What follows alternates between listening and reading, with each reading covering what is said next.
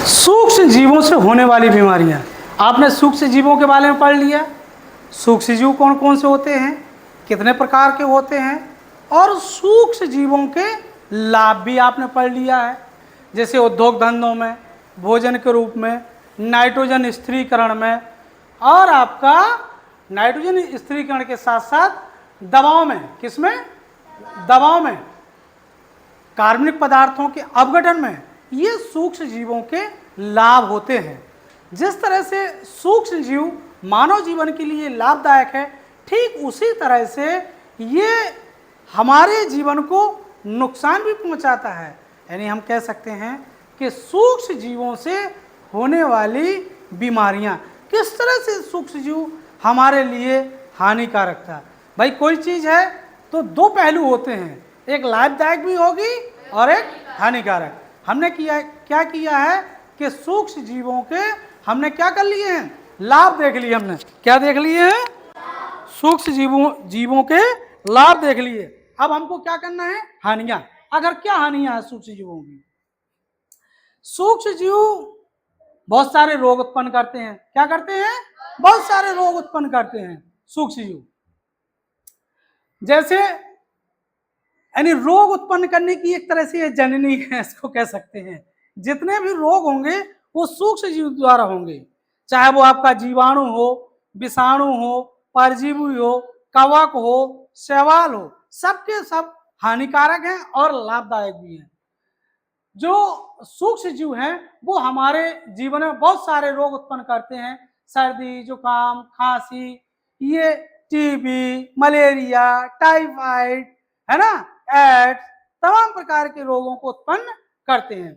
और ये हमारे शरीर में भोजन के द्वारा, पानी के द्वारा, या हवा या स्पर्श करने से ये रोग हमारे शरीर में एक दूसरे में चले जाते हैं। ठीक है, हमने आपको संचारी और असंचारी रोग बताए होंगे, उसमें इनका जिक्र किया गया है। सूक्ष्म जीव हैं, अब सूक्ष्म जीव से कौन से रोग, जैसे जीवाणु हैं तो 6 रोग टीबी, ये किससे होता है, जीवाणु से। और इसका वाहक क्या है, वायु। यानी अपन खांस रहे और हवा ऐसी चल रही तो हवा के साथ हमारे जीवाणु क्या है, दूसरे व्यक्ति के पास चले जाएंगे। खसरा है जो विषाणु के रूप में विषाणु से होता है, और ये भी हवा के माध्यम से होता है। ठीक है, चिकन पॉक्स विषाणु से, पोलियो विषाणु से, हैजा का जीवाणु से, टाइफाइड जीवाणु से। यानी ये सारे रोग हैं जो जीवाणु विषाणु से होते हैं, और उनमें क्या हमको बचाव करना है, इस तरह से बचाव करेंगे। एक आप देखिए कि जैसे डेंगू है, डेंगू विषाणु से होने वाला रोग है, और इसमें व्यक्ति को क्या आता है, तेज बुखार आता है। क्या आता है, बुखार आता है, सिर दर्द होता है, आंखें के पीछे का हिस्सा जो क्या होता है, दर्द होता है, और जो शरीर हो जाता है उस पे लाल पीले चकत्ते भी पड़ने लगते हैं। वो किससे होता है, डेंगू बुखार कहलाता है। और डेंगू किससे होता है, आपका डेंगू किससे होता है, एक विषाणु जनित रोग है, ठीक है। इसके बाद है चिकनगुनिया। आपने बहुत पहले सुना होगा चिकनगुनिया के बारे में, कि घुटनों में दर्द होना, उठ बैठ नहीं पाते हैं, उठने में चिल्लाते हैं। वो क्या है, गांठों में जो जोड़ जो होती है, संधियां होती है, वहां पर दर्द होता है। वो किसके द्वारा, चिकनगुनिया।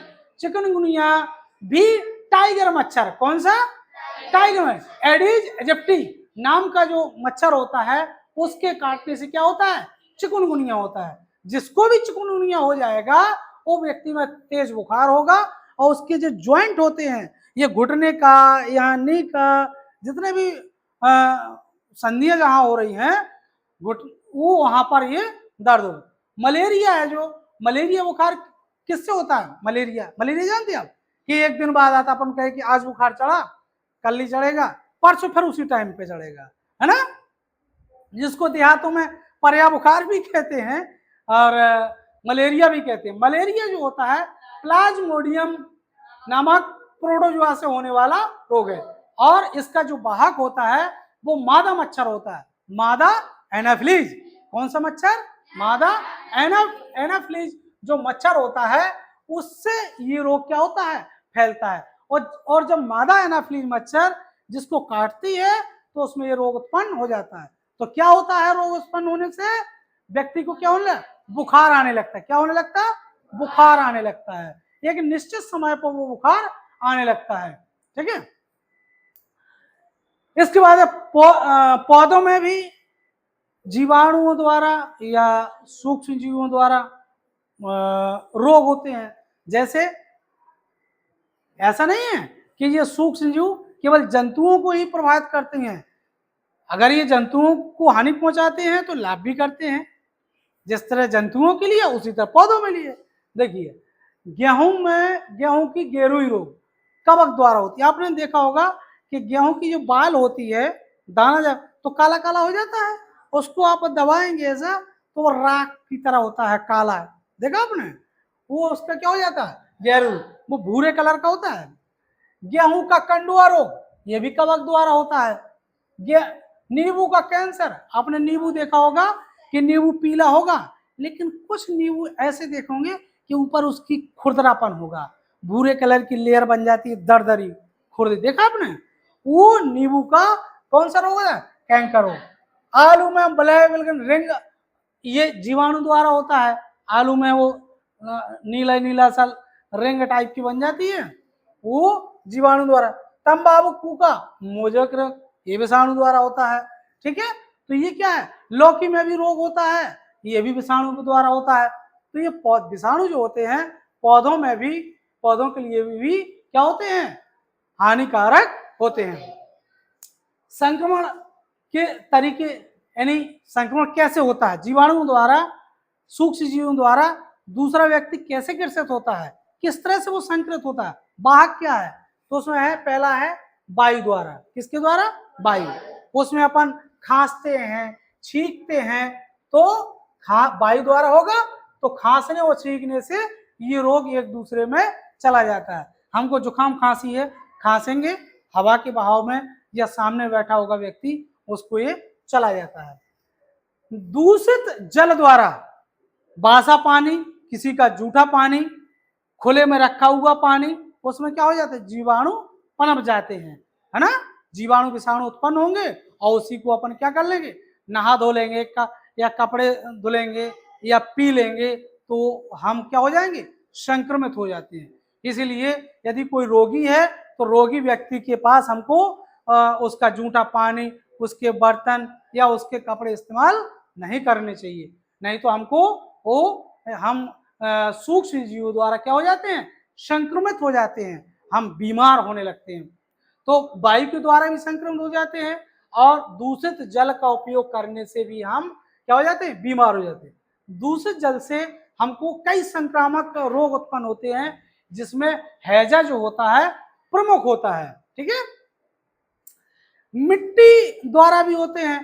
प्रोटोजोआ की कई जातियां मिट्टी में पाई जाती हैं, जो उगने वाली सब्जियों में पहुंच जाती हैं और उन सब्जियों को अपन बिना धोए या कच्चे उनका सेवन कर लेते हैं, तो उसके द्वारा हम क्या हो जाते हैं, संक्रमित हो जाते हैं। बच्चे आपने देखा होता है मिट्टी खाते हैं, घूमते रहते हैं, रेंगते रहते हैं और मिट्टी चिपकी रहती है, उसी से वो खाना खाते रहते हैं, कपड़ों में भी लग जाती है। अगर उनकी केयर नहीं करते हैं तो वो गंदी मिट्टी सूक्ष्म जीव जो होते हैं, गंदी मिट्टी के सूक्ष्म जीव उनके शरीर पर आ जाते हैं, कपड़ों में आ जाते हैं, जिससे फोड़े फुंसी या पेट का कैंचुआ यानी फीता कृमि, पिन कृमि आदि का संक्रमण वहां पर हो जाता है। ठीक है। संक्रमित व्यक्ति, कोई बीमार है तो उसके द्वारा भी आप, अगर कोई व्यक्ति आप मलेरिया से ग्रसित है या डेंगू चिकनगुनिया जहाँ पर किससे ग्रसित है, उसके पास आप बैठ जाएंगे तो क्या हो जाएगा, वो संक्रमित हो जाएगा।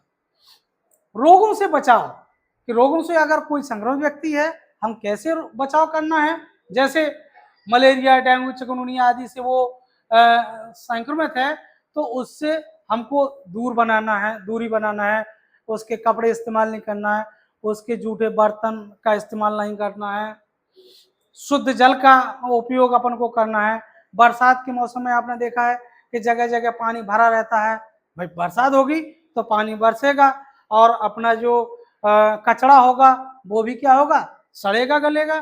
जब सड़ेगा गलेगा तो ये पेंचेस हुआ, पीलिया है और तमाम प्रकार की बीमारियां से हम लोग हैजा पैचेस ये से ग्रसित हो जाते हैं। तो हमको बरसात में जहाँ ज़्यादा देर तक पानी ना रुका हो वहाँ पर बैठना चाहिए, साफ सुथरे पानी ढककर रखा हुआ पानी इस्तेमाल करना चाहिए, गुनगुना पानी इस्तेमाल करना चाहिए, तब हम इन सूक्ष्म जीवों से होने वाले रोगों से हम बच सकते हैं। इस तरह से रोगों से आप बच सकते हैं।